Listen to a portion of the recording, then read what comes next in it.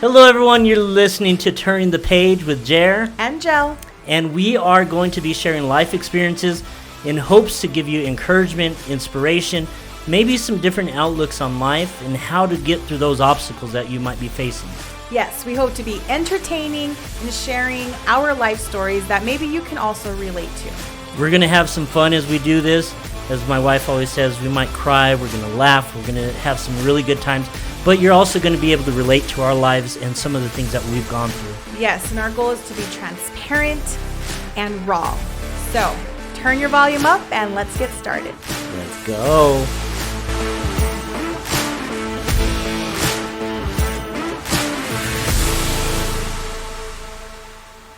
Well, this is episode 10. Already? Oh my gosh, it's going by fast. Yeah, it is.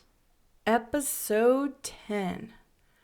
2.5 months in. We made it, y'all. Yeah. That's good. 10's a good number.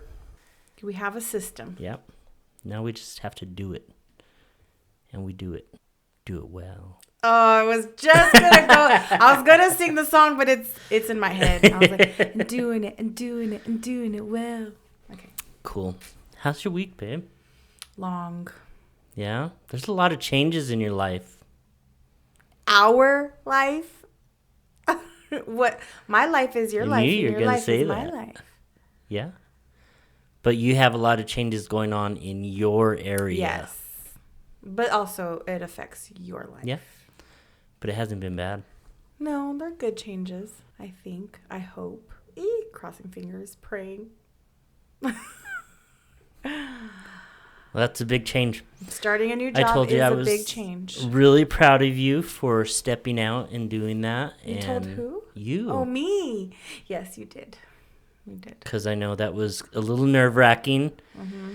And making such a big change as you are, going into something that you've been in a position for quite a while, and you've been comfortable, and things are going great for you. I mean, now it's time to grow and spread my wings more. And you definitely stepped out.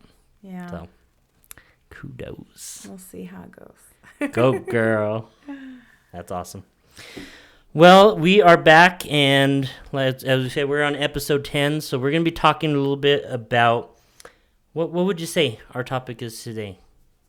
I know I said, how do you keep peace in your marriage, but that's kind of We'll probably hit a boring. few topics and figure out what it is later, but just healthy relationships, how to have a healthy marriage, and keep your marriage peaceful, but exciting. Yeah. We're going on 5 months being married. Wow, it seems longer. Is that good or bad? I don't know, but it seems longer to me. I think if we look at how we relate to each other and how comfortable we are with each other, that makes it feel like it's longer. Maybe. Because sometimes you have to build yourself up to certain comfort zones, and we've seemed to kind of we're like really comfortable. Like two water balloons smashing into each other. I would not have used that, but okay. Sure. I think water balloons feel comfortable doing that. Wow. I didn't know where that analogy came from, but oh man.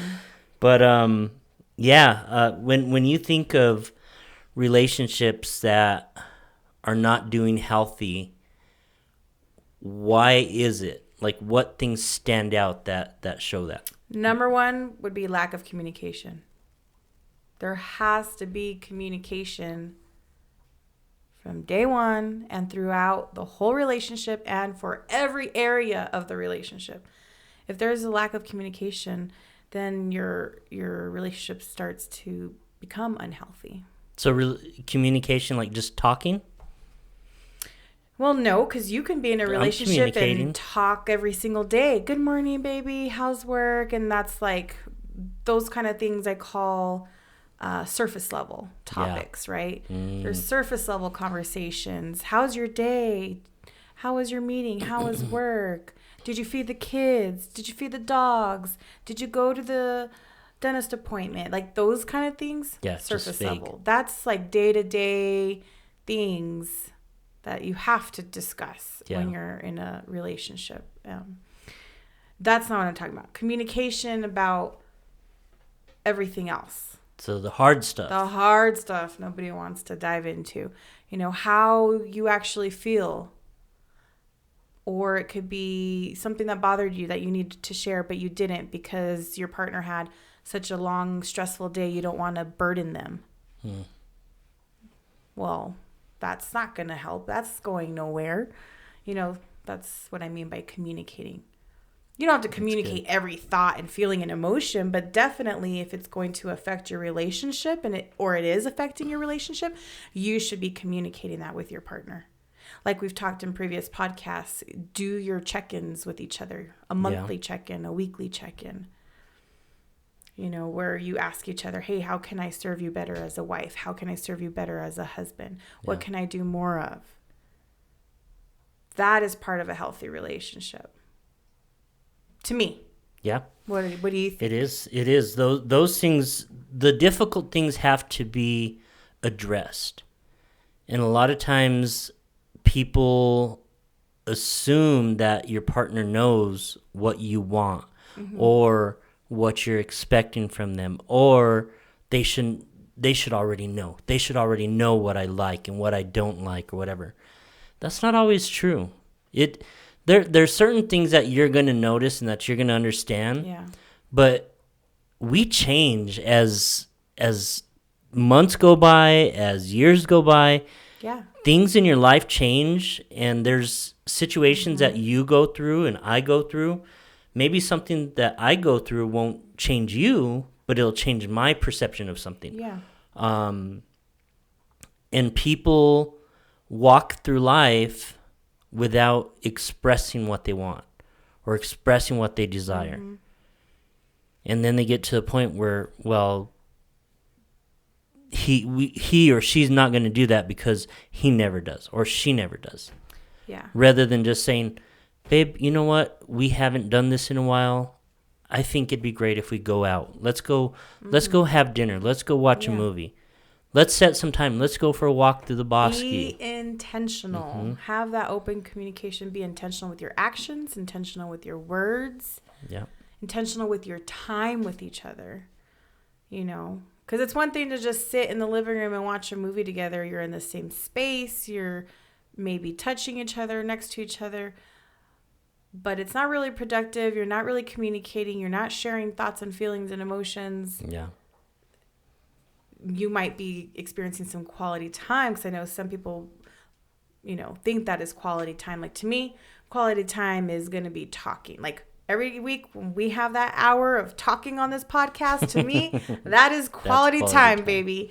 And then our pillow talk in the evening, like we go to bed at the same time and we have conversations, not all the time. Like sometimes we just scroll through TikTok or go through ideas, but we have conversations sometimes. And, you know, I like that when I put my phone away, you put your phone away. Or if you put your phone away first, then I'm the one that puts my phone away right after you, you know, and we have that time.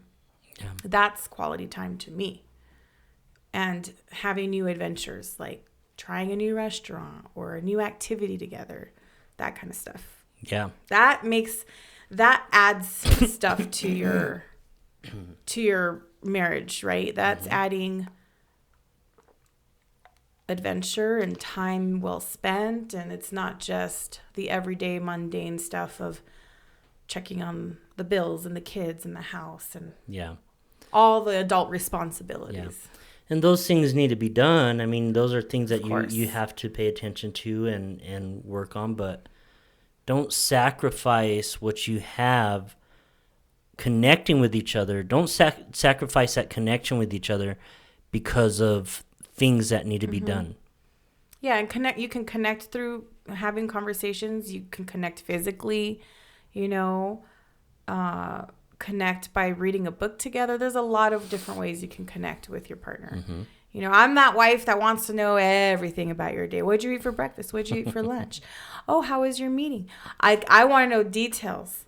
Oh, you got gas today? Cool. Like today you text me, you're like, babe, I'm going to go get gas. I'm like, okay. And then you text me, you're like, I got a massage because your neck has been hurting and you've been having some like shoulder issues. Yeah. You're like, I got a chair massage at the mall. I was like, okay, cool. Which I didn't ask you how it was yet. How was it? Your Was chair good. massage? Did it work? It did. Look, I could turn my head. You can turn full. I know. Wow. Now, when I was driving, I had to look to see like who's in the blind spot. I'd be like turning my whole body. And what did they say? Did they say you were bad? they said it was tight. Yeah. They said we can only do 60% and you can't do 100% because it's tight. They said too tight. Oh, but you feel better. But they did. Yeah, I actually went a little bit longer than I was gonna do. A 20-minute massage. And I told him just focus on my neck and my back, like shoulders and back, and like that 20 minutes felt like it went quick. Good. I'm glad. So I told him, can I get another 20 minutes? I'm glad because that's been bothering you for a while. Yeah, it feels better. And I tried to get them out, but there's no way. It is pretty tight. Well, and I was laying on certain sides and like my arm would go to sleep. I just and sometimes think you need a new pillow. I don't think it's a pillow. I think it's the pillow. I like my pillow.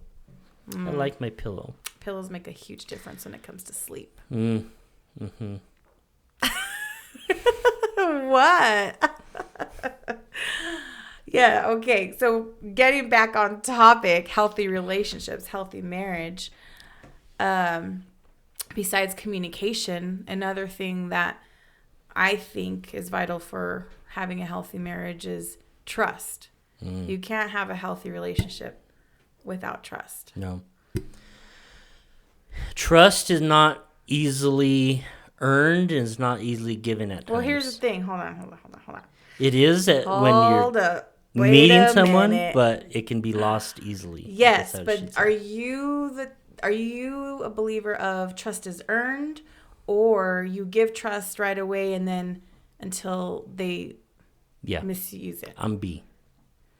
Really? I give trust. Right off the bat, you're just gonna trust because someone. I don't know everybody. I mean, until you do know someone. Which is why trust is earned. No, because until someone shows me a reason why I can't trust them, okay, then I will look at it that now that has to be earned, or I have to be cautious on what I do. Like with you, when we started dating and met each other, I never had to like, oh, you need to earn my trust. Because that's not something that I don't feel that's something that I can earn in a sense.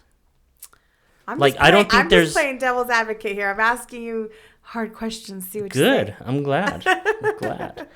But I think when you have someone that's in your life, until they give you a reason not to trust them, and they do something to lose that trust, then I think that's where it starts to shift to that where, okay.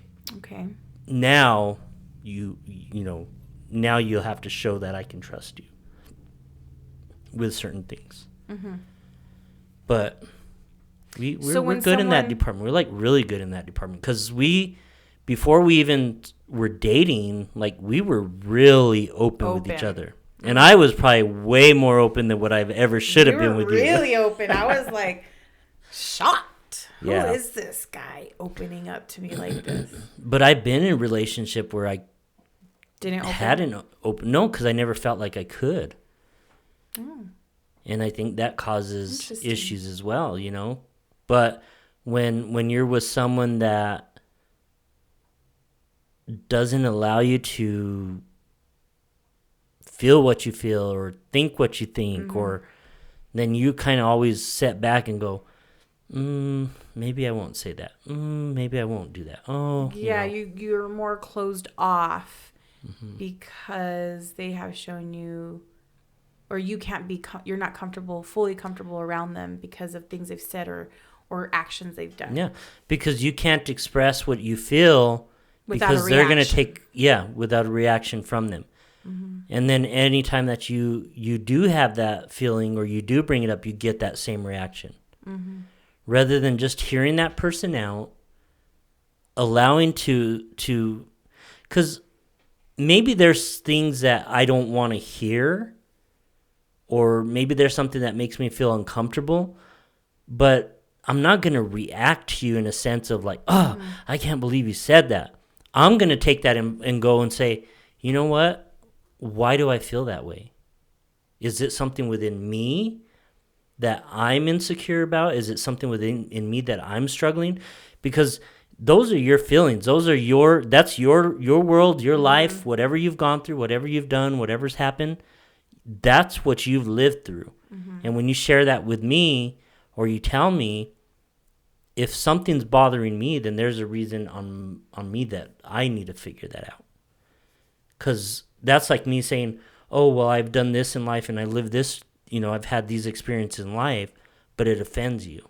I don't know if I'm going into, chasing rabbits here, but I think there's certain things that we have to not have an expression or not have a reaction to. Take that information, think about it, pray about it. Well, I think it's very hard, especially for women, to not react to things. Why is that?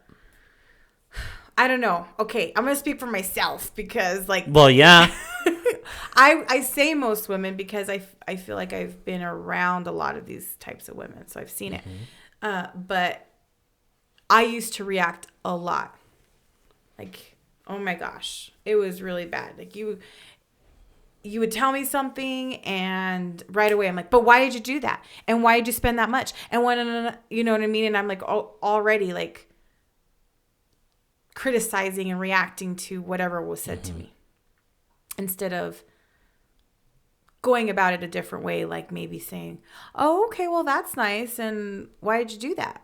Like in a nicer way instead of like right away yelling and critiquing. Having a discussion about it. Yeah, having a discussion instead of yelling about it and getting all emotional about it. Mm-hmm. So I don't feel like I do that now. It's very, very rare if that happens now. Yeah. But you don't really give me anything to react to. Mm-hmm. You don't. You're like very easygoing. Let me give an example. I'm vanilla ice cream. No, you're definitely not vanilla. You're like Rocky Road with sprinkles and whipped cream, baby.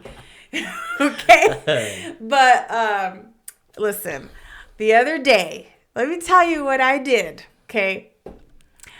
So my ring is too big. What are you wearing? I'm being naked without my wedding ring, okay? So I'm wearing a silicone one today. Okay. But it's at Jared getting resized because I'm smaller than I thought, right? Mm-hmm. My finger is smaller. So it'll be ready tomorrow. And so when I went a couple days ago to go drop off my ring, looked at other rings and other jewelry, and I don't have a band yet because I wasn't sure if I even wanted one, and I really don't want one now that I think of it, and now that I tried some on and stuff. But I called my husband and I was like, babe, I just dropped off the ring. They said it'll be ready by Friday and it's gonna fit perfect. It's not gonna slide as much anymore. They're gonna clean it. It also needed its 6-month inspection, right? Yeah. And then I said, and I also did a thing. And he was like, what'd you do? And I said, well, I tried on some bands with it, the one that has the band on the top and the bottom. And I sort of fell in love with one, and I bought it on your credit card because your Jared credit card is on file, and they said I could use it. And you know what this man does?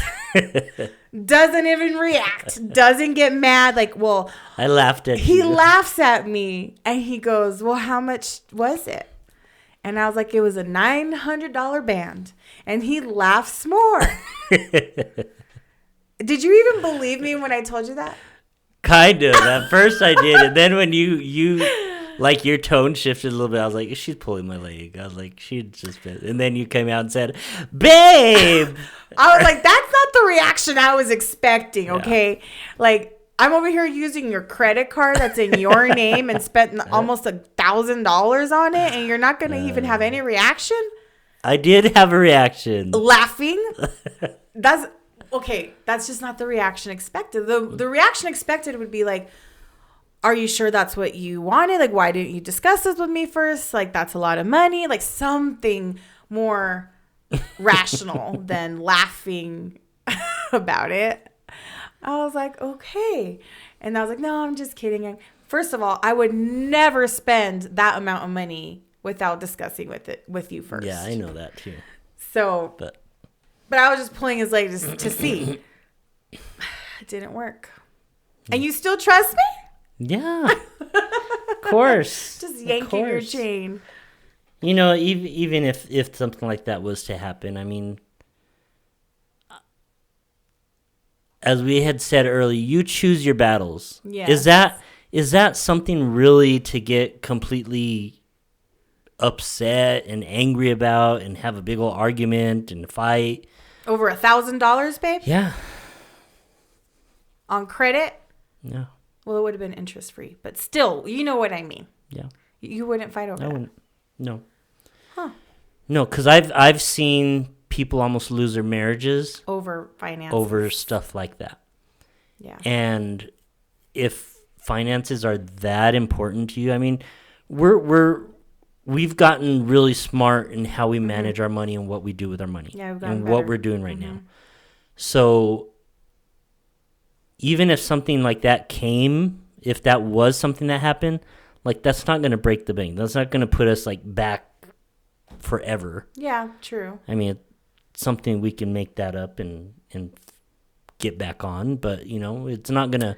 I'm not gonna start a big old argument to fight with you and be rude to you and be mean to you or in any way. I'm still learning about my new husband. Note to self: I can spend $1,000 without him getting mad. Okay, got it. Wow. I'm just kidding.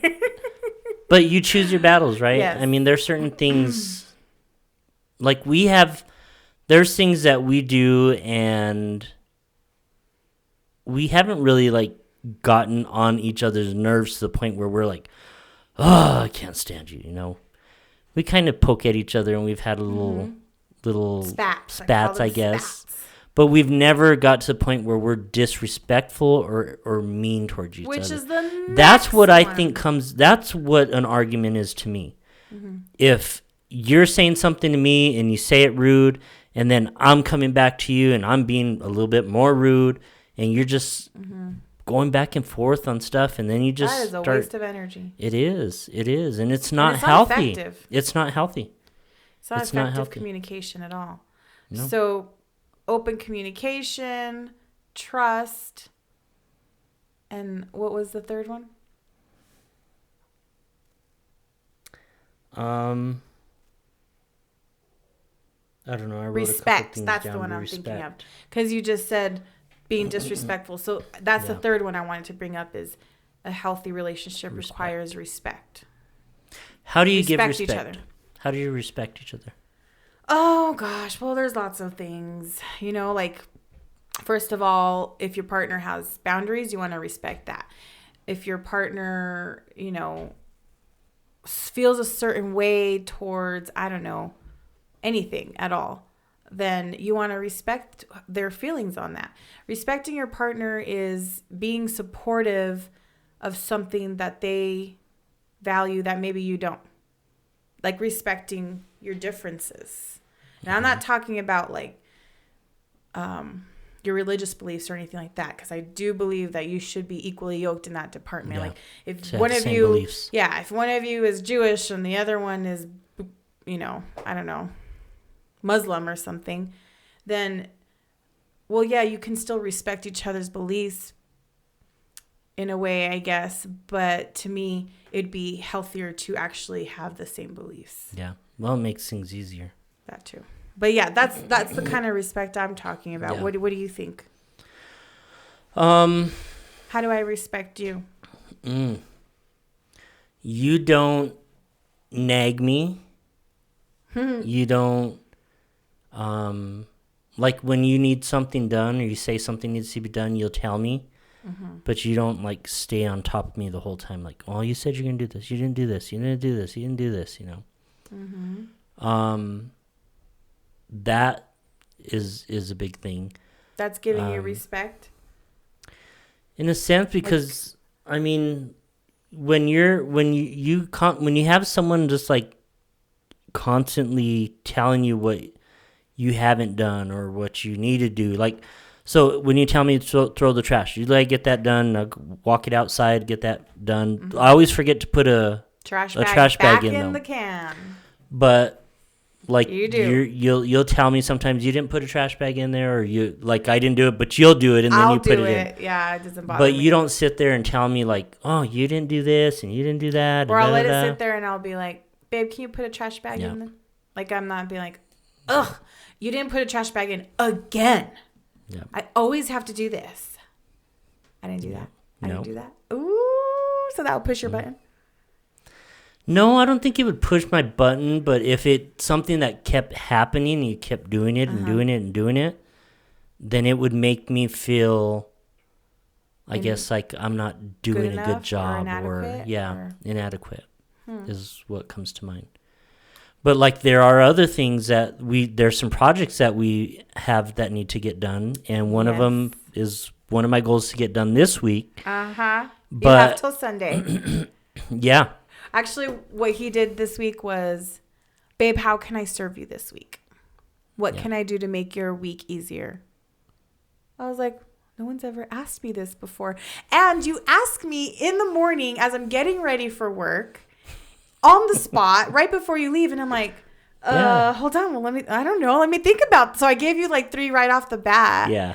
But then later I got to think about it more and I called you. You called me. I was like, babe, I want to change my 3 things. Well, you only changed 2 of the 3 things. I did? I don't remember. But anyways, I thought that was interesting. It was nice. It was new, refreshing. Like no one's ever asked me, what can I do to serve you this week? I was like, okay. I was so happy. Yeah. Yeah. And I've got 1 out of 3 done. And I've got 3 days to go. Yeah. But, you know, those type of things,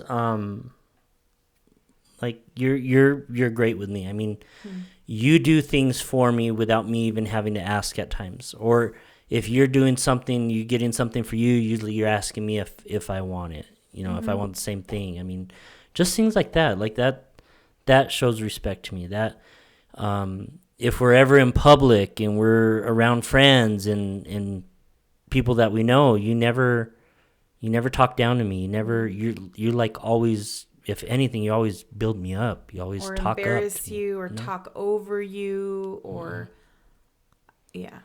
I'm very conscious about that because I would do that in the past. And I learned, don't do that. Men don't like it when you are in public and they're speaking and then you cut them off and you speak for them. Oh, no. Yeah. Let them be a man. Let them finish talking. You can give your input later, you know, or after they're done talking. And yeah. So communication, trust, respect. Those are big. Those 3 definitely make a healthy relationship. Yeah. Anything else you want to touch on?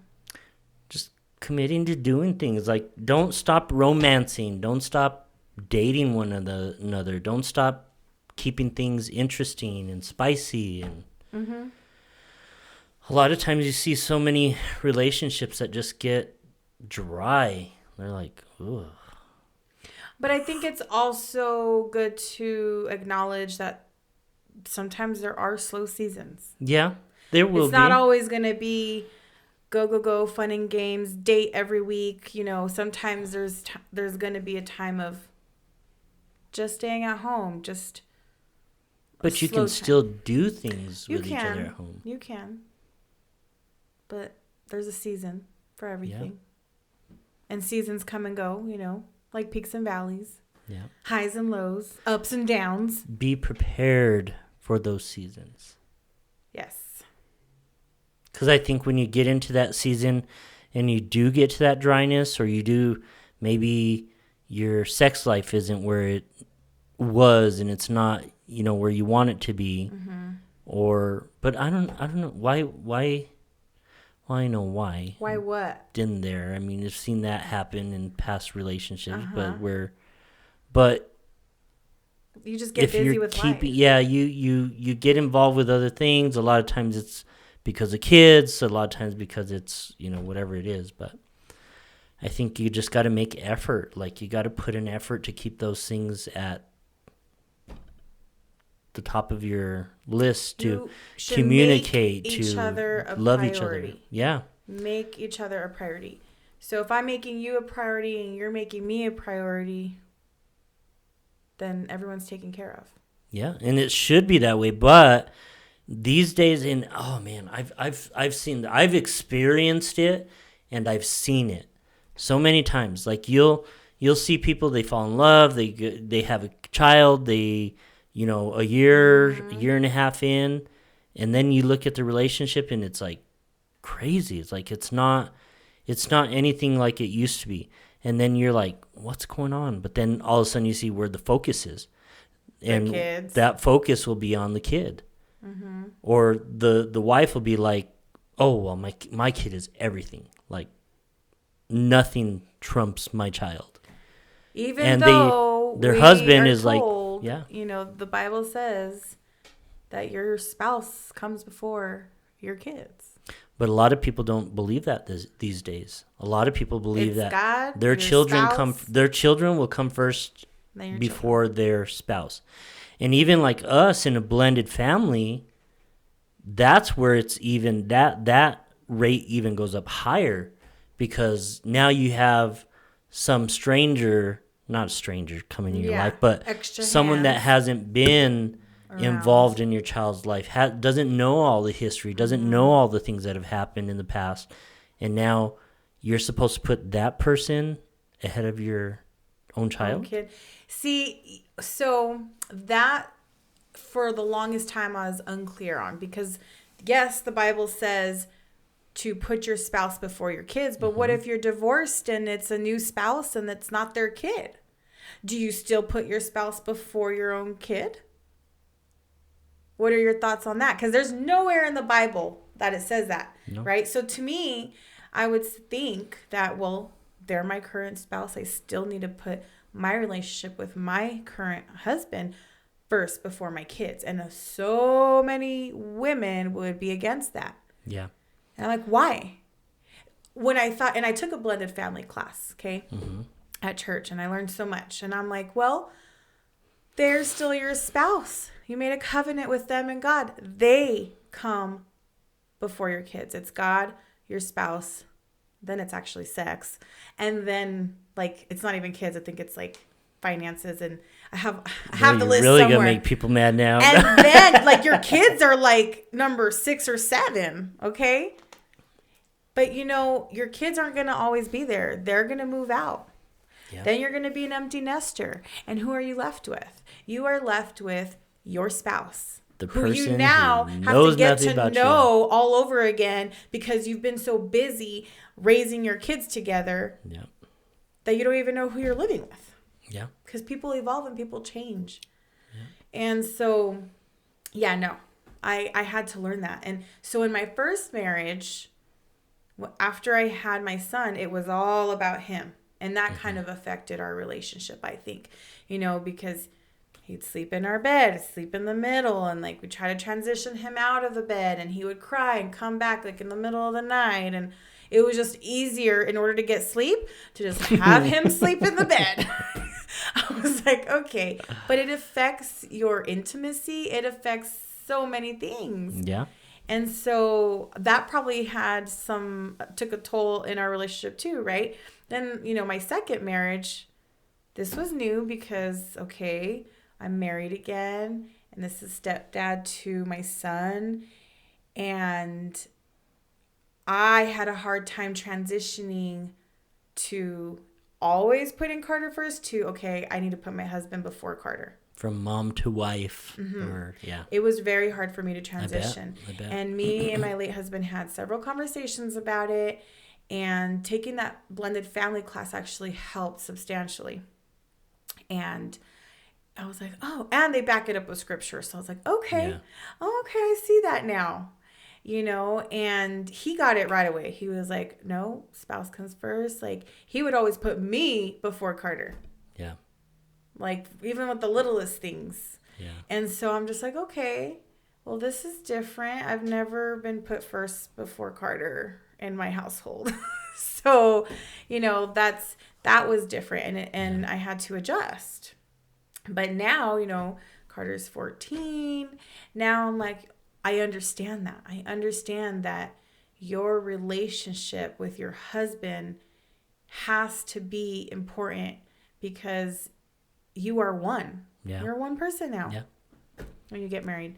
So Carter struggled, I think, with that in my second marriage. He was not used to that. So yeah, there was some tears. There was some things he didn't understand and tried to explain. And he even told him this is what the Bible says, like all this stuff, right? I think he kind of gets it now. Yeah. But even with you, I think he's still transitioning sometimes. He's really comfortable with you and he's good. But he had made that comment like, oh, well, you love Jeremy more. You're always sitting with him and you guys are always on the sofa together watching a movie and I can't come. I was like, we never tell you to leave. I had to tell him, I was like, we never tell you to leave. We always say, hey, Carter, come watch this movie with us. Or we let you pick the movie. One time we let him pick the movie. He watched it for 20 minutes and then went to his room.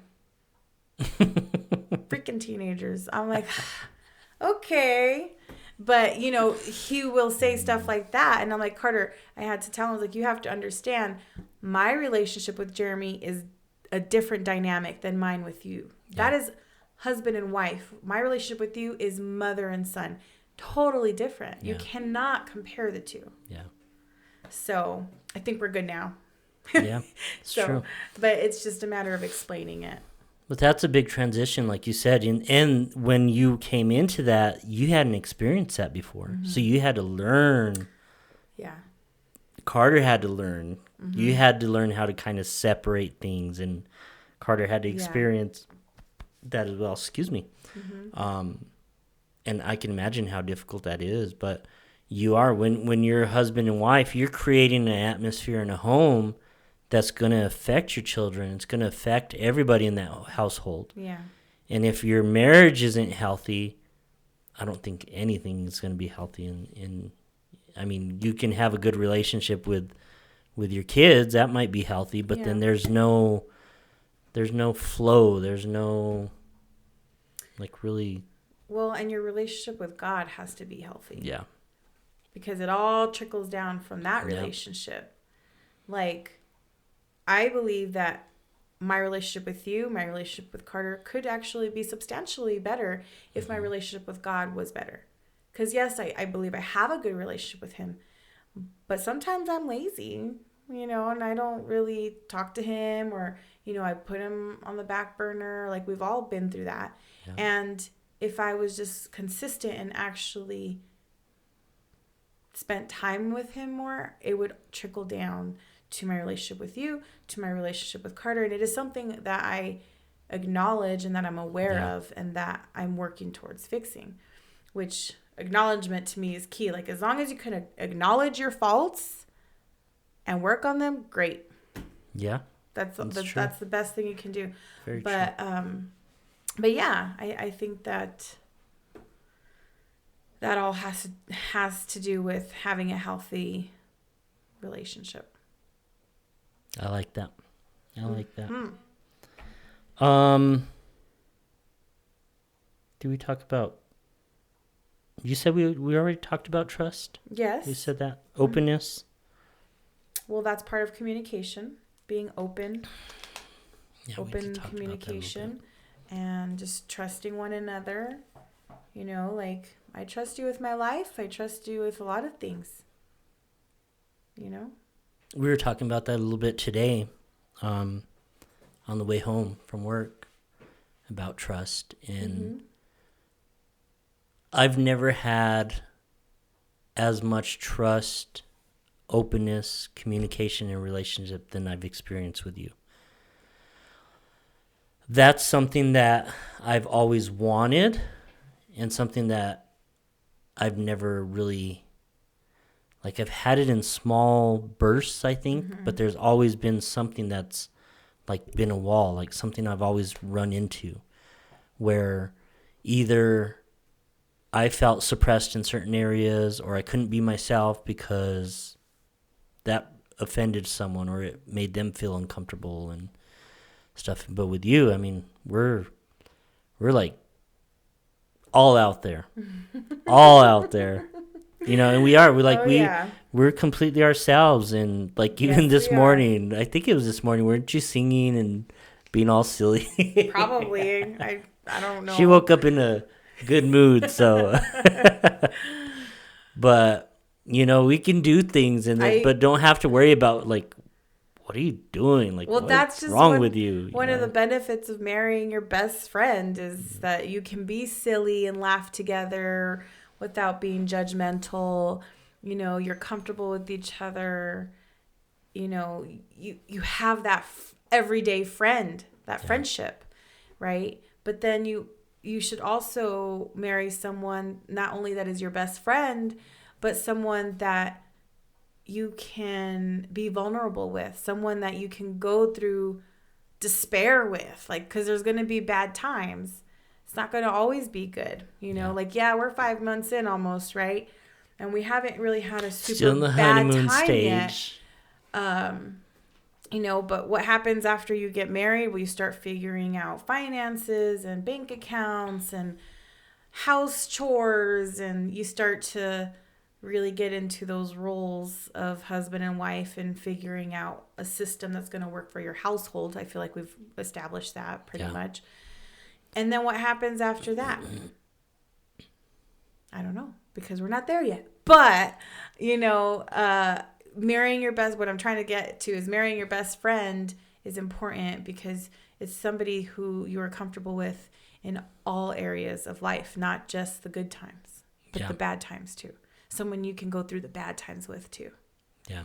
So I think that also makes a healthy relationship, is making sure you choose your partner wisely. Yeah. That's true. Very true. Did you choose wisely? I'm still debating, but I'm just kidding. Yes, I did. I mean, shoot. I think I did. I mean, God told me so it must be right. Yeah, no, I have no regrets. And that's the thing about me is I don't really have regrets because I feel like I've learned from every experience I've had in life. And if I didn't have that experience, I wouldn't be the person I am today. I wouldn't have the wisdom I have. I wouldn't have, you know, the knowledge basically that I need to be me, or to help others, or to help Carter and what I'm sure will come. You know, what comes to mind is we've had some people reach out to us as we've been doing this podcast, and they say, you know, I've gone through this and this is what happened in my marriage. I relate to what you guys are talking to. Yeah. Thank you for being open about that. Here's where I'm at now. And like they're trying to move forward and they want to move into and next stages. And that is awesome. And we love hearing that. And that's our whole thing, is we want to be relatable to others. Yeah. One thing you'll get from me is I ain't going to sugarcoat anything. Like, I'm going to just tell you how it is. Yeah. I might choose my words wisely sometimes. But other than that, no, I'm going to tell you. But I love that we can be relatable. Other people can relate to our experiences, you know, in our life. Well, you know, when we share with people that we're newly married and we've been together for 5 months and, you know, we have, Oh, wait till 10 years down the road. They're not going to be the same. How do you know? How do you know that? Yep. Are you a fortune teller? Can you see the future? I mean, nobody really knows. Yeah. But I do believe that if we put in the work and continue to put God first, each other before us, before our own self, that in 10 years, we're going to be better. We're going to hopefully be more connected. Yeah. And we'll have a deeper relationship because of all of it. I'm not worried about difficult times. I'm not worried about hard times because I know we're already committed. Mm-hmm. So I don't second guess that. I know that our trust is strong, our communication is strong, our openness is there. Mm-hmm. So plus we have respect for each other. So I think when we get to a point of like, if something comes in and it's hard for us to go through. Like what? Like what would you consider a hard time? I don't know. I mean, when I think of hard times, like I go kind of extreme. Okay. Like? So what I think of is if we would ever have to experience a loss of one of our children, that would be awful. Yeah. I'd probably stop living. No, you wouldn't. No, you wouldn't. No, we would not. Temporarily. But let me rephrase that. Those are things that I think God forbid, I would never want to experience that. No. And I know people personally have experienced that, though. Man, I give them props. Yeah. Kind of gives you a bump in your throat right here thinking about it. But, oh, yeah. And yeah, people have gone through that. But marriages have made it through that. You go that extreme when thinking about hard times. I was thinking you're going to be like, well, one of us loses our job or... That's not a hard time. that's the least thing. The bills that we have? How many times sometimes I'm at work and I'm like, this might be my last day. Babe. But I guess maybe you don't think about that because I feel like I know what our bills are more than you do. No, I know what our bills are. I know you know what they are. I know what we bring in and I know what we need to bring in to keep those bills going. I know you do, and everything is pretty much on auto pay pretty much. So, but I feel like I check the account more. You don't check it as often as I do. And so you're not always No, because I know we have money in the account. So I'm not worried about it going anywhere. Even if it's not in checking, it's in savings, and if it comes out of savings... Let me rephrase that. We both lose our jobs. That's not hard times. I mean, it might be disappointing, not from each other, but see that I could get a job that's not gonna make you and I be beef against each other. No, gosh, no. That's a hard time, but we're like, okay, down, we'd come up with the game plan. Okay. And then, here's what we need to do. Yeah. What are we going to do to fix this? Because we've got how many days? How when's our next payment? When's our mortgage coming? When's this coming? It's about coming together to find a solution instead of coming against each other. Yeah. That's what a relationship should be. Yeah. Anytime there's an issue or a problem, you come together, you come up with solutions or a plan. You don't criticize each other and you don't go against each other. That's how it should be. That is healthy. Yeah. But a lot of people are like, well, if you would have done this and if you would have done this, then we wouldn't be in this situation. And no. You know what I mean? Well, that kind of language is only disruptive to your relationship. Yeah. Very, very disruptive. Oh, I know. That can tear you down or tear both of you down in no time. Without even realizing how much damage it's doing. Okay, well, that's my idea of a bad time. But no, because in the things that, most people would worry about, like having an affair or doing stuff like that, those aren't things that I'm worried about. I don't, that's nothing that really you had to go to death? Ever crosses. Because I think that is truly one of the hardest things. What about a car accident or house burning down? As long as we're safe, I would not care. I don't care. If a car gets totaled in an accident, that's a materialistic thing. That doesn't matter. You know what? I forgot who I was married to for a minute. If we get rid of... Stop. I have another example. We see that stuff happen. People get in car accidents and they fight over it or blame the other person. And it's an accident. Like an accident's an accident, right? Okay. Well, you weren't paying attention. I've had that happen before. You know what? I am married to Mr. Calm. And let me give you an example because, I'm the queen of examples. I'm like, oh, I have an example for that. Okay, let's go back to when we were like dating, but I don't know if we were officially dating yet. I think we were just kind of, maybe we were.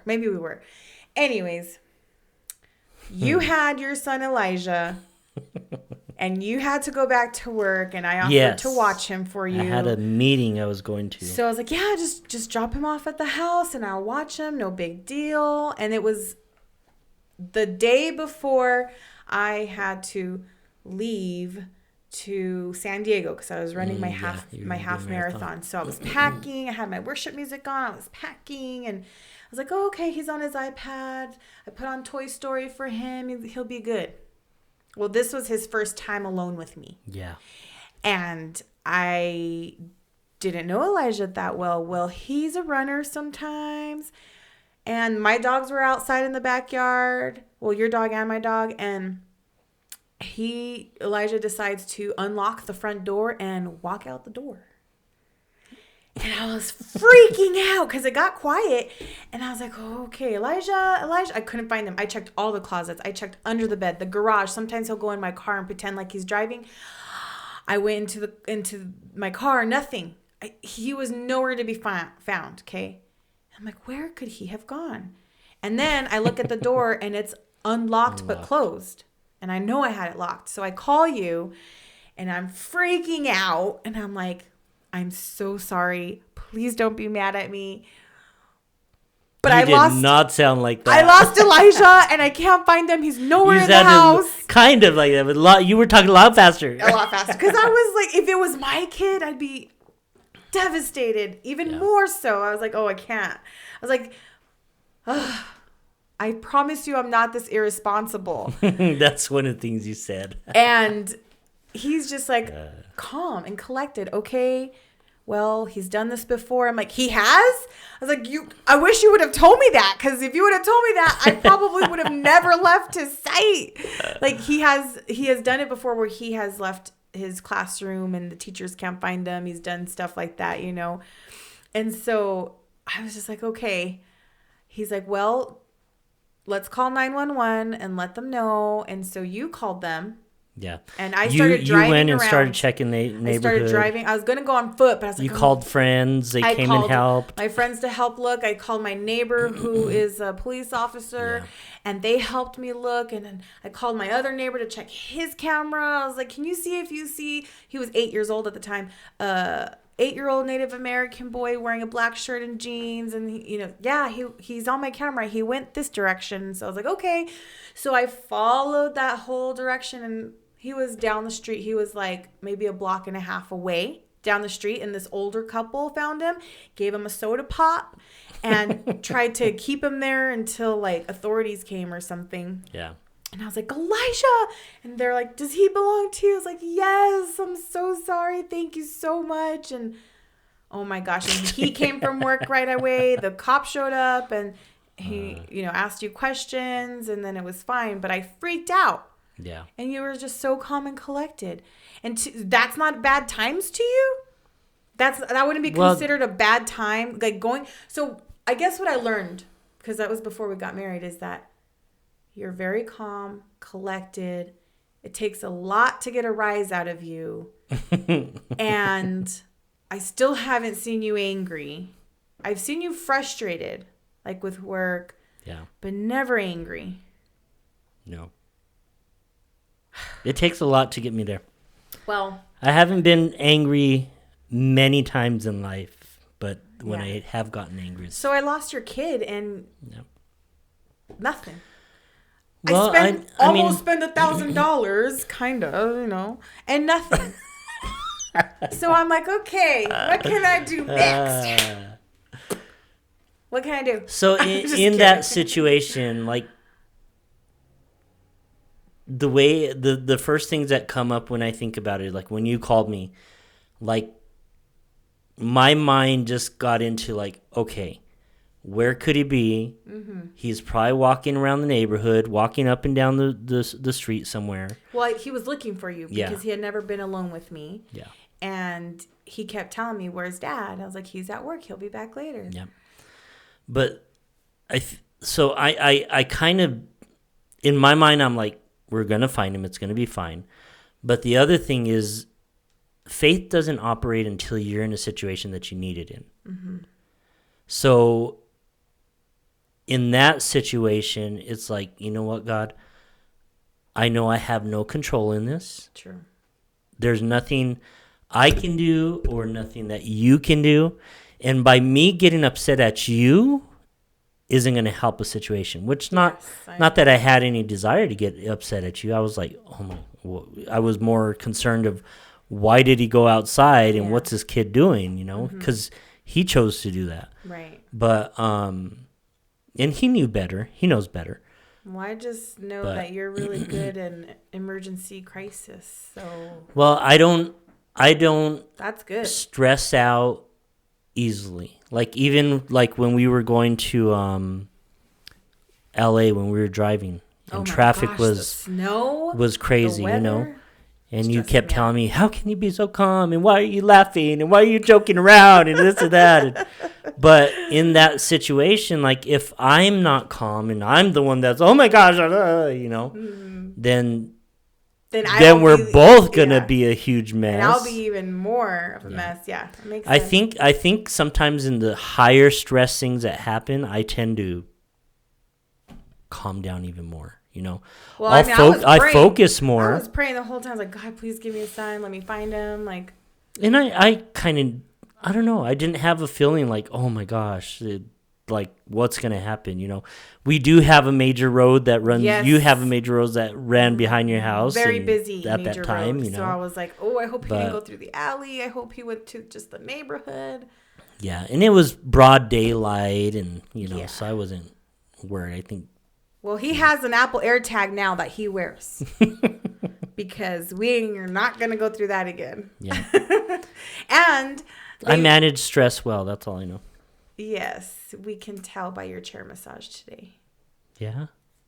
I'm being sarcastic because you've been stressed and tense all right there. I still am a little bit, but it feels much better. Good. Much better. Good.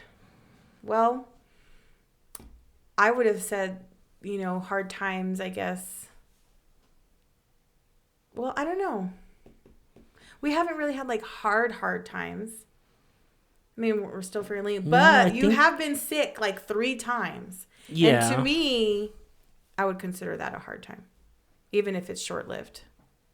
Just from my experience, and that's why, because you start thinking towards the worst. My gosh, I've had to take him to the emergency room twice now, and it was not. The first time was worse than the second time, but it just was not a good experience for me because of my late husband. But you handled it well. I did. You did. You handled it really well. Because when I have no choice, I am capable, and me freaking out isn't going to help. So I'm praying under my breath. I'm, praying in tongues. I'm calling my closest prayer warriors.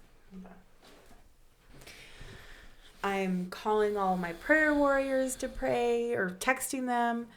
So yeah, in that kind of a situation, I think because I've been through it, now I'm like, okay, I got to get this done. Yeah. I go into this I don't know what to call it, just a get it done mode. Get it done now, act now, worry later. Yeah. Is the mode that I get in. Right? And so now he's on supplements and I'm like, you gotta start eating better. You gotta take these vitamins. I researched supplements he needs to be taking for heart health. Exercise. Yeah. Yeah. Just that kind of stuff, because he had a rapid heartbeat that wouldn't stop. It's called SVT. But do you know how many times I Googled it? You probably don't even know. I Googled it so many times. You Google everything. But now that we know what it is, I'm like, okay, I got to Google this.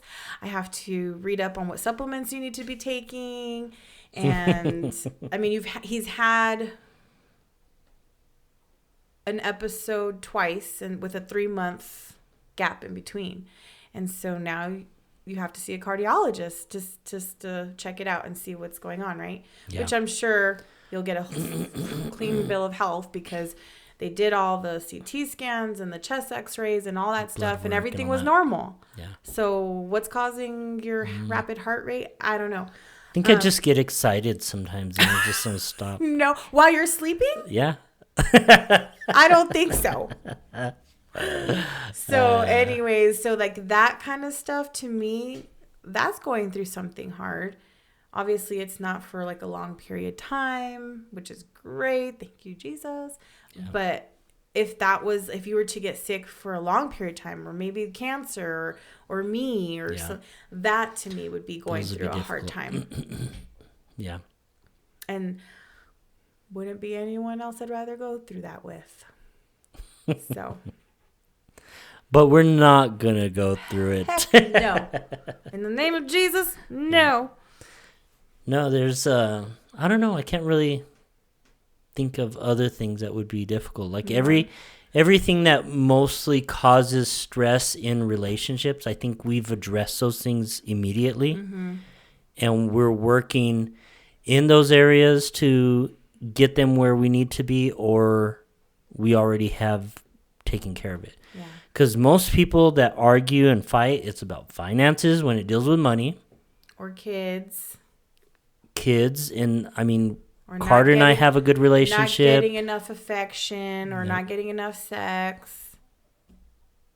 No problem there. Well, the other day you did tell me, don't tell me no. Remember? That was because I was touching you.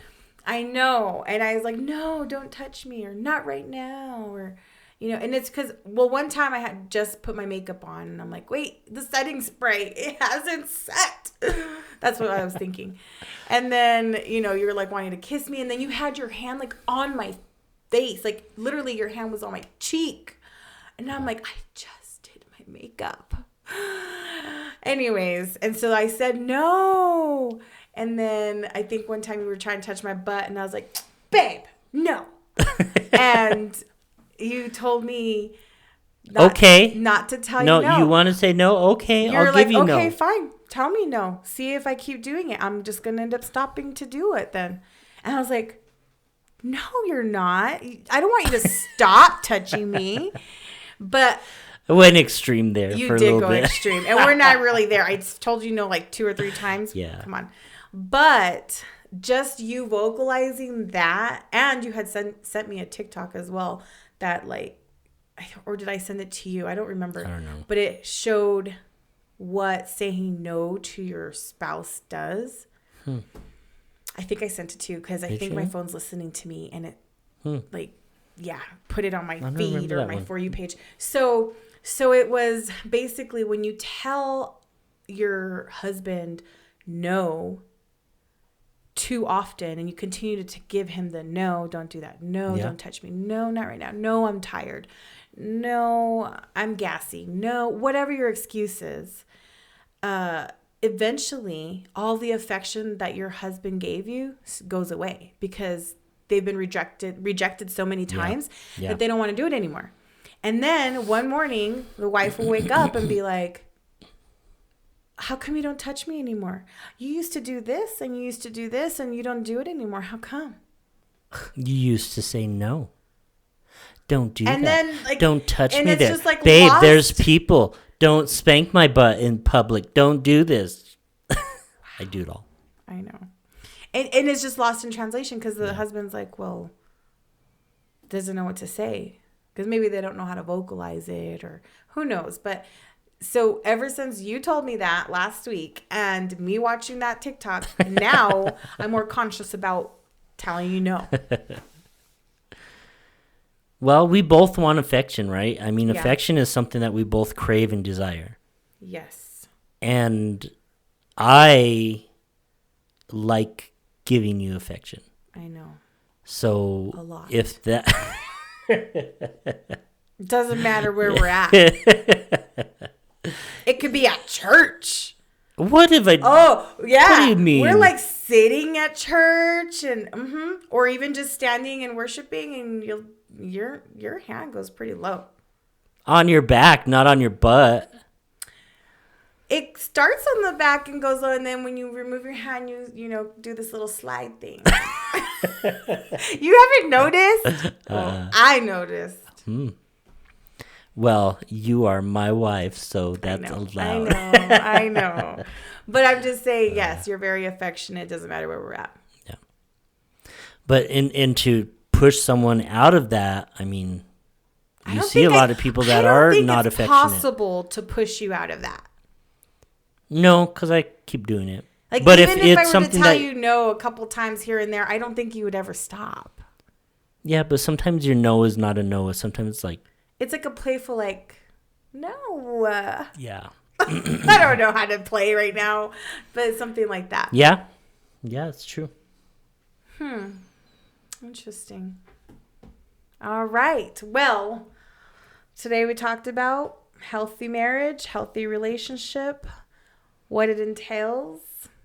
And according to us, I'm sure there's a lot more things that make a relationship healthy that we didn't cover, but open communication, trust, respect. There's some things that we've just gone through and that are working for us. Yes. There's things that we're really thriving in right now, so. So we just want to thank you for listening to our podcast. We hope to get your feedback. We hope you like and subscribe to all of our social media platforms. We're on all of them. Yes. Instagram, Twitter, TikTok, YouTube, Facebook. We're on all of them. So please subscribe. Please give us your feedback. Give us topics you want us to go over. March is almost over, and we devoted the first season of our podcast, which a season for us is 3 months. January, February, March is season 1 on dating and relationships, everything that it entails. And so next month we'll dive into some other topics for season 2, which I'm excited for season 2. Me too. Me too. Well, everyone, thank you for turning the page with Jer and Jel, and we look forward to seeing you guys next week.